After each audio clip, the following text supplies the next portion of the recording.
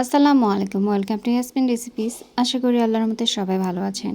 আজকে হেলদি একটা ডেজার্ট বানাবো, কিন্তু ঝাল। আশা করি রেসিপিটি আপনাদের ভালো লাগবে। সকালে নাস্তা বা যারা ডায়েট করতে চাইতেছেন, চিনি জাতীয় খাবার খাবেন না, বা ছোট বাচ্চাদের টিফিনেও দিতে পারেন। 1 কাপের মতো আমি সুজি অল্প আঁচে ভেজে ঠান্ডা করতে রেখে দিয়েছি। এখন আমি সেম কড়াইয়ে সামান্য পরিমাণে তেল, একটু পেঁয়াজ কুচি দিয়েছি, পরিমাণ মতো চিনি।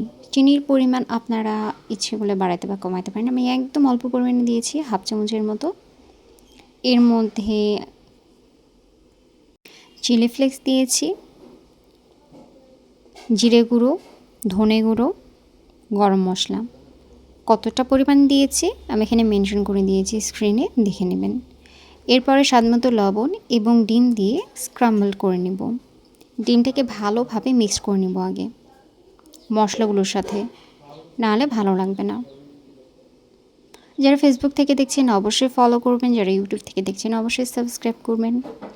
ডিমটা অনেকটাই যখন এমন হয়ে যাবে, তখন এর মধ্যে আমি দিয়ে দেব ভেজে রাখা সুজিগুলো। সুজির সাথে এই ডিমগুলো আগে ভালোভাবে আমি মিক্সড করব। নাহলে যদি ডিরেক্ট পানি দিয়ে দিই তাহলে দলা বাঁধবে, যা ভালো লাগবে না খেতে।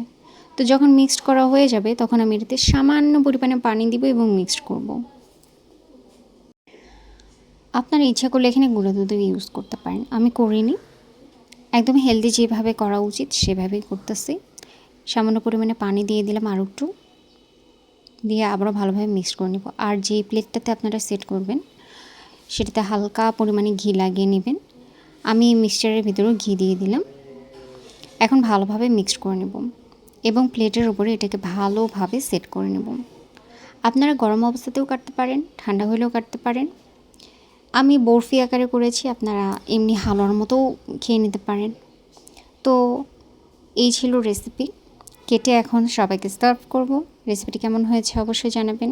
আল্লাহ হাফেজ।